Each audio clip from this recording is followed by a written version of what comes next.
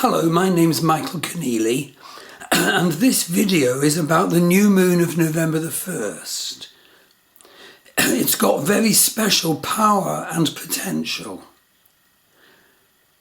It's a matter of overcoming challenges, raising our buried power material to the light, healing it, and walking our buried power now.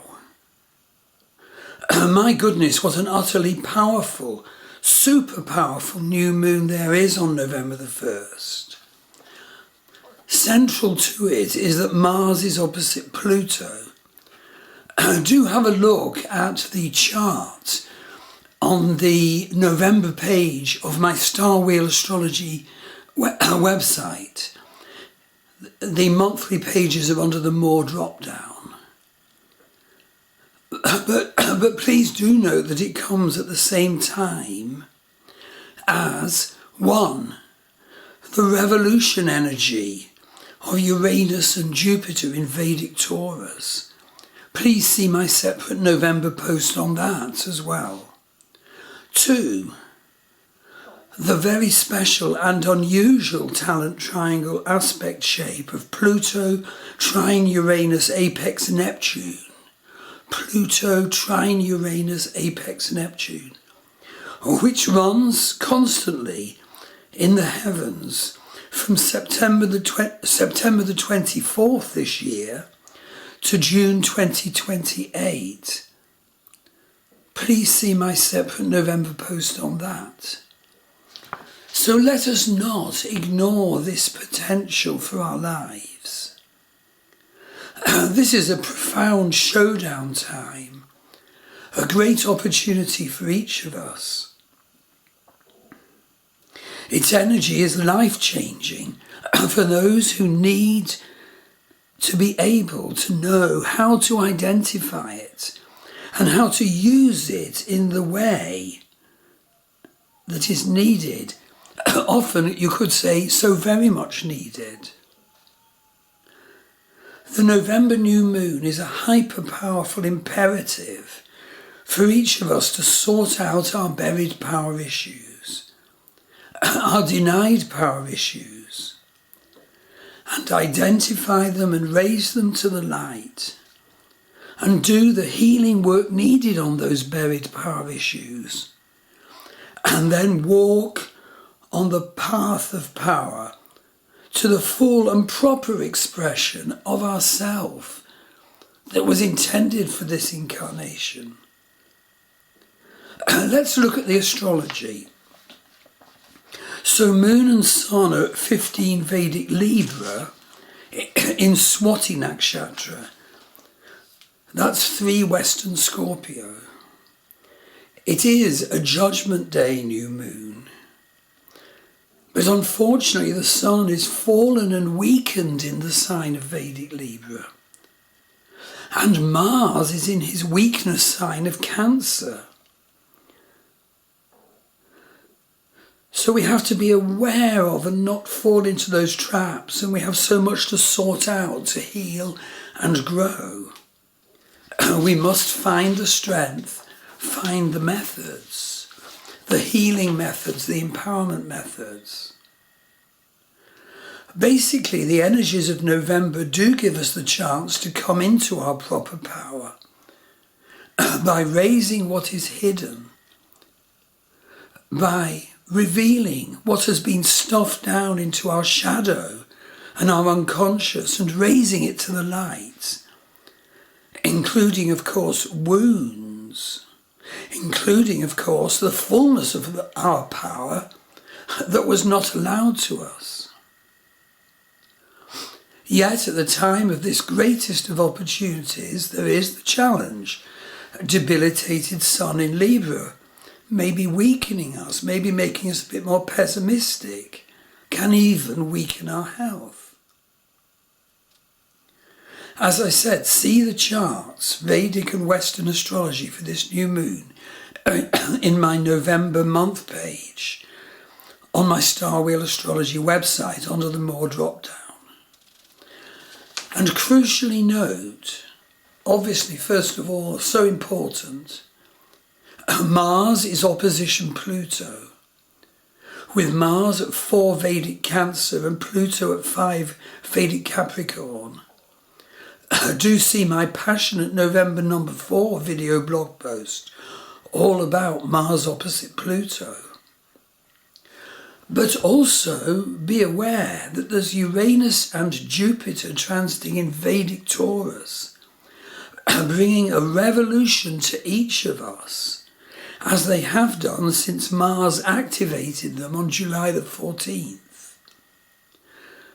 And yes, be aware that Uranus is conjunct the fixed star Algol, the second most terrible star energy in the heavens. At its highest manifestation, Algol tells us of the imperative to even undergo the terrible, to achieve spiritual perception and a new path of success. Do see my November number 1 video and blog post about the Uranus-Jupiter revolution now. But thirdly, there's the Nodal Axis.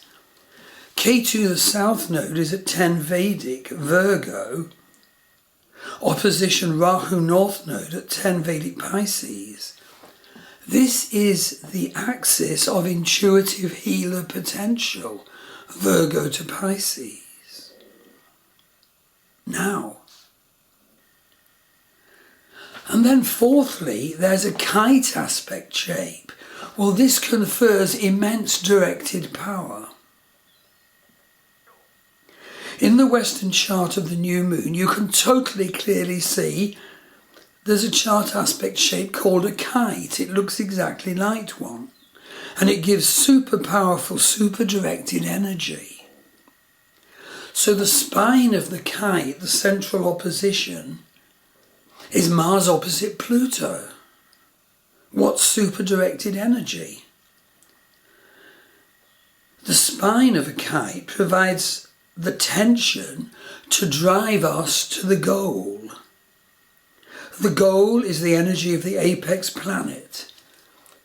This is Pluto at his highest, allowing us to come into and stand and walk in our proper power.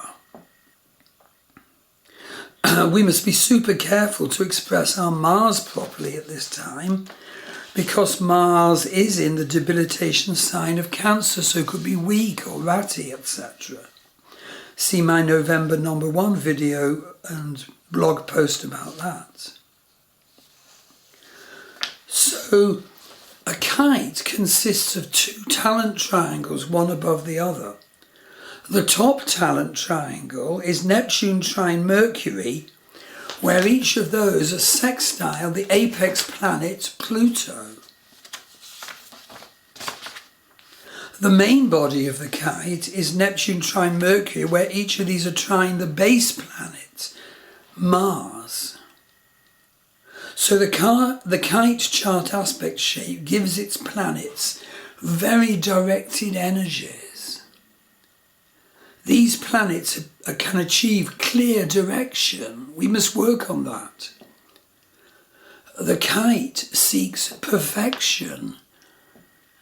We must seek to work on that. The kite chart aspect shape defines a gift to be harvested. And may we harvest it. The key issue of a kite to be worked on is always the peak planet, Pluto. We are each of us called to come into our proper and full power now. And we're called to use Mars, the base planet of the kite, to get us there. Action to bring in our power, including our power that got denied us, that got stuffed down into our unconscious and our shadow side. And we may not know is there. We weren't allowed to know. Perhaps we do not dare to know. And as I said, we have to be super careful to fully and properly express our Mars at this time when he's in the fallen sign of Cancer. He's the wounded masculine. Our Mars spiritual warrior must heal himself and then confront the wounded self, the denied potential that's stuffed down into our shadow and unconscious. And to do that, we can, of course, use vision work, Neptune, to illuminate what is hidden, to magically bring in needed, denied healing empowerment, to courageously embrace our pain. This is the time for maybe arduous shadow work. It'll run on some time. But do get a reading from me and I can show you how to do it. These two blue triangles that make up the kite actually seek to solve the tension by creating perfection, the ideal. So this is a time where we must seek to heal and resolve our life, its patterns, and come into our buried power, our proper power, our denied power. Identify and embrace the ideal me, the ideal you.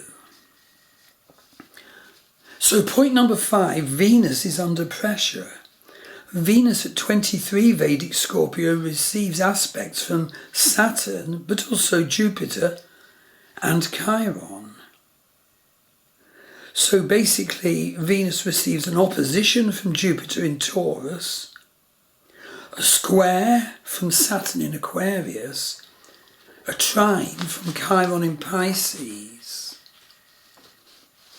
But Venus is in the second house from the new moon. And so it's all about our value issues. We need to value ourselves more, and that can bring in better love. We need to bring in the fullness of ourself. We've got Jupiter blessing Venus. Saturn is restrictive, and actually, because he's Pushkara in Vedic astrology, he's got a wounded healer atmosphere about him. And yet note that Saturn is utterly by far and away the strongest dignity planet in this new moon chart. He's the most Jagrat or wide awake planet. So we have to pay attention to Saturn as the carrier of our karmas, who will reward us with golden reaping if we work on them, and not ignore Saturn and thus experience his negative sides of fear, depression and so forth. Well, the final thing to note is Lilith. Lilith is at 19 Virgo in conjunct Saturn. Crucially, Lilith is what is stuffed down into our shadow side and our unconscious. It is so important to know the nature of Lilith in your birth chart. When you do, what is revealed is incredibly valuable. It's essential to understanding central wounds we carry. So Lilith is telling us we must do work with our shadow material now. This is the reward carried by the new moon's Mars opposition Pluto transit. To seek to come to the fullness of our potential, the reason we are incarnated, our fullness. It's time now to work on these karmas in this lifetime. So do get a reading from me to do work to identify your shadow issues and how to heal them. And of course, I'll offer that in the context of a birth chart reading involving both Western and Vedic astrology, and a year ahead predictive reading involving both Western and Vedic astrology, including analysis of your life purpose and karmic issues. You'll get wonderful reports written by me beforehand, before we actually hold your reading. So do, book a reading, go to my Star Wheel Astrology website, and there's a buy page for different sorts of reading. But actually relevant to this Pluto stuff, I do also offer a lovely vision journey A Journey to the Abyss. Read about that. If it's relevant to you, enroll for that. And so it's on in my Star Wheel Astrology website, the Journey into the Abyss page. So I do hope this has been helpful to you, and I do hope you won't push aside and forget the magnificent energies that are offered to each of us now to do our central task of discovering what's in our shadow, our wounds and what wasn't allowed us, identifying them and starting the healing empowerment journey. Thank you.